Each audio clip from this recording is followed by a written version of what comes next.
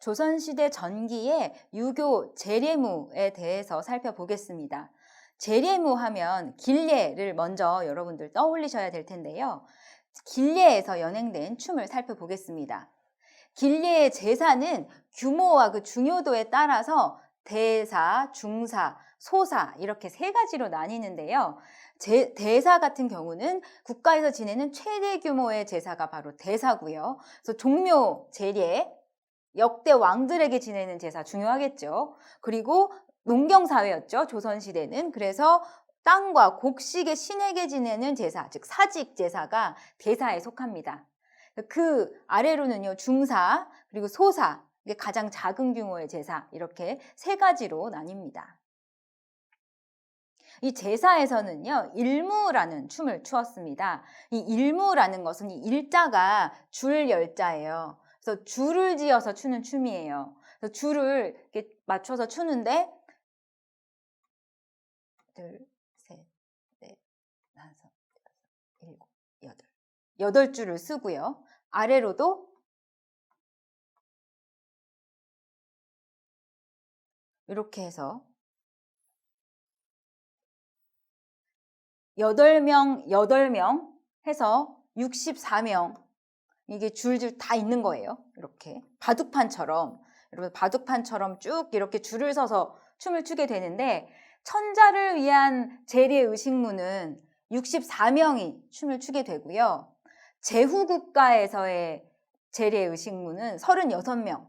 그래서 두 줄이 빠지고 6줄 이렇게. 그래서 36명이 추게 되고요. 대부, 양반가를 하는 그 제사는 4명 해서 16명. 여기 36명이죠. 여기 64명이고. 64명, 36명, 16명. 그래서 더 작은 선비를 위한 제례의식무는 둘 해서 4명. 이렇게 제사를 지내는 그 나라의 규모, 그리고 신분 격차에 따라서, 그리고 대사, 중사, 조사, 소사, 이 제사의 규모에 따라서 몇 명이 그 명수가 전에 정해져 있었습니다. 그래서 안타깝게도 우리 조선은 중국의 입장에서 제후국이었기 때문에요. 대한제국이 설립되기 전 조선시대까지는 우리나라는 제후국이라서 여기 36명, 6일무를 추어야 했습니다. 그래서 우리나라가 8일무를 연행하게 된 시기는 대한제국이 건립이 되고 고종황제 때가 되어서야 천자의 나라가 돼서 8일무를 연행을 하게 됩니다. 일무에는요, 2가지 종류가 있습니다. 문무가 있고 무무가 있는데요. 무무는 문덕지무의 줄임말이 문무고요. 무공지무의 줄임말이 무무입니다. 그래서 선왕들의 문덕, 높은 학문과 덕을 기리는 춤이 문무고요. 이 무공을 기리는 춤이 바로 무무입니다. 그래서 이 음유양강, 음과 양, 부드러움과 강함의 조화를 이루어서 이 만물의 순환적 흐름을 내포하고 있는 춤이 바로 이 일무의 문무와 무무인데요. 문무는 양의 성질로 강한 성격이어서 반대로 부드러운 춤사위로 음양의 조화를 맞췄고요. 무무는 음의 성질을 갖고 있기 때문에 부드러운 성격이라서 절도 있는 춤으로 그 음양의 조화를 맞췄습니다. 일무는 1116년 고려 예종 11년 송나라로부터 이 대성 아학과 함께 아학 일무가 전해졌는데요. 고려시대 때부터 추어진 춤입니다. 그러나 세종대 들어서 아학 제례악무, 향악 제례악무로 분화되면서 점점 우리나라화, 현지화 되었는데요.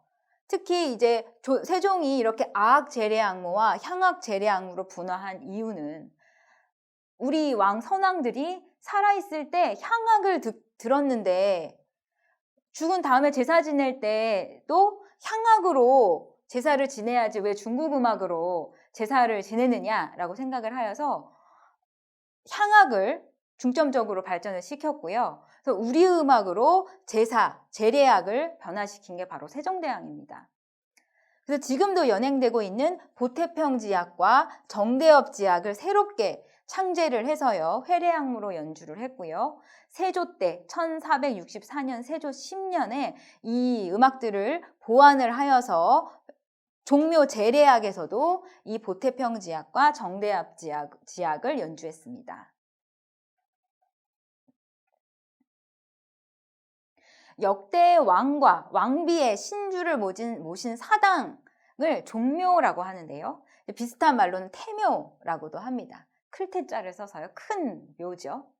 이 종묘에서 제사를 지낼 때 연주하는 음악이 바로 종묘 제례악입니다. 근데 이 종묘가 1394년 태조 3년에 창건이 되었는데요. 1592년 임진왜란 때 모두 불타서 소실이 됩니다. 그래서 지금 우리가 종묘에 가서 볼 수 있는 종묘는 1608년 17세기 광해군 때 재건이 되었고 이것을 기반으로 그 이후에 몇 차례 이제 증축을 거친 것이 지금의 종묘고요. 이 종묘는 1995년에 유네스코 인류 무형유산으로 지정이 되었습니다. 이런 종묘에서 지내는 제사가 바로 종묘 제례입니다. 이 종묘 제례는요, 크게 세 단계로 나눠져 있는데요. 영신, 신을 맞이함, 그리고 오신, 기쁠 오자를 써서 신을 즐겁게 하는 예식, 그리고 마지막으로 제사가 끝나니까 송신, 신을 보내는 의식, 이렇게 세 단계로 나뉘고요. 제양의식, 제례약, 일무예술을 이 집대성한 종합 의례, 가 바로 이 종묘 제례악입니다. 종묘 제례는요, 1975년에 국가무형문화재 제56호로 지정이 되고요. 매년 5월 첫째 주 일요일에 봉행이 되니까요. 여러분들 시간을 기억을 해두셨다가 5월 첫째 주 일요일에 종묘에 가셔서 이 종묘 제례가 어떻게 이루어지는지, 어떤 음악이 연주가 되는지, 또 어떤 춤이 일무가 추어지는지 한번 보시면 좋을 것 같습니다. 종묘 제례악, 종묘 제례에서 추어지는 춤이 종묘 제례 일무고요. 그리고 거기서 연주되는 음악이 바로 종묘 제례 악인데요. 보태평지악과 보태평지무, 그래서 11곡이 연주가 됩니다. 그리고 11곡에 맞춰서 춤이 이어지는데요. 보태평지무는 역대 선왕들의 학문과 덕망을 기리는 음악과 춤입니다. 즉 문무고요. 문덕지무, 문무고 정대업지악과 정대업지무의 11곡은 외적에 맞서서 군사상의 공적을 세운 선왕들을 기리는 음악과 춤, 즉 무공지무, 무무 이렇게 두 가지로 나뉩니다. 종묘 제례악, 종묘 제례 일무는요. 1964년 국가무형문화재 제1호로 지정이 되었고요. 이 종묘 제례와 종묘 제례악 그리고 이 종묘 제례 일무를 포함해서 2001년 유네스코 인류 무형유산으로 등재가 됩니다. 종묘 제례 일무의 무곡을 한번 보시겠습니다. 지금 이것이 종묘에서 종묘 제례 일무를 공연하는 모습인데요. 먼저 홍주이, 이 빨간 이 관리들이 조선시대 때 관리들이 입었던 홍주의를 입고요. 지금 여기서 잘 보이진 않지만 허리에 이렇게 사각으로 된 관리들이 착용하는 이 허리띠를 남사대라고 하는데 남사대를 착용을 하고 머리에 이렇게 검정색 모자, 복두를 쓰고 발에 신발로는 목화를 신습니다. 그리고 이제 왼손에는 약피리 그리고 오른손에는 적이라고 해서 꽝 깃털이 달린 이런 의무를 들게 됩니다. 의물에 대해서 좀 더 자세히 살펴보겠습니다. 보태평지무, 문무에서는요. 왼손은 양을 의미를 해서요. 반대로 음을 상징하는 대나무로 만든 피리, 약이라는 을 듭니다. 이 약은 약동하는 뜻. 그리고 기가 힘차게 뛰어나오는 것, 그런 의미를 갖고 있어서 이제 있는데요. 동쪽 땅에 있는 대나무로 제작을 하여서 봄의 소리로 만물이 약동하여 나오는 것, 이렇게 힘차게 뛰어나오는 의미로 이 약을 든다고 합니다.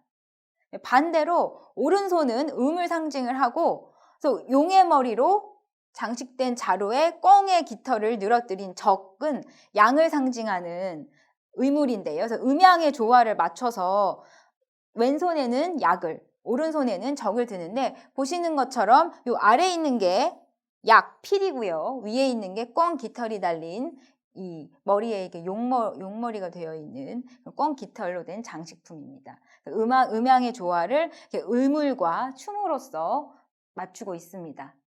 그리고 정대엽지무 무무에는요, 오른손에는 목검 또는 목창, 또 아니면 활과 화살을 들기도 합니다.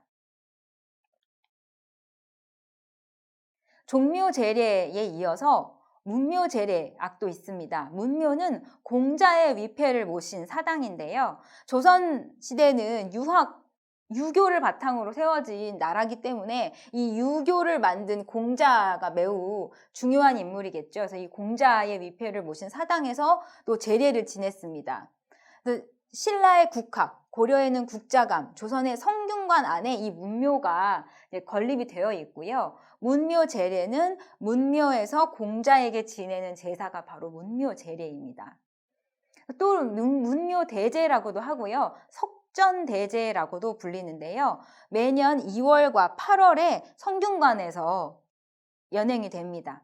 이 문묘 제례악은 1986년에 국가무형문화재 제85호로 지정이 됩니다.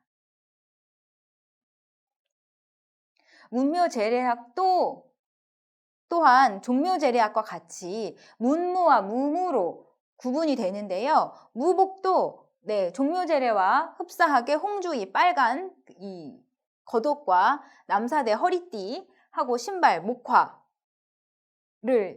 신는 것은 똑같고요. 바뀌는 것은 모자가 바뀝니다. 문무 때는 검정색 진형관을 쓰고요. 또 그건 종묘 제례악이랑 비슷하죠. 색깔이 검정색. 무무 때는 붉은색 피병관을 씁니다. 그래서 문문지 무문지 잘 구별을 못하겠다 하시는 분들은 먼저 의물, 손에 뭘 들었는지 보시고 모자를 어떤 걸 썼는지 보시면 이게 문묘 제례인지 종묘 제례인지 구분하실 수 있을 것입니다. 문묘 제례악에서는요, 또 의물이 바뀝니다. 왼손과 오른손에 다른 의물을 잡는데요. 왼손에는 용의 그림이 그려진 방패, 간을 들고요. 여기 위에 보시면 이게 방패입니다. 여기 용무늬가 이렇게 그려져 있죠. 네. 그리고 오른손에는 용머리의 모양이 있는 도끼, 척이라고 하는 걸 드는데요. 이 척은 용감함의 상징이라고 합니다.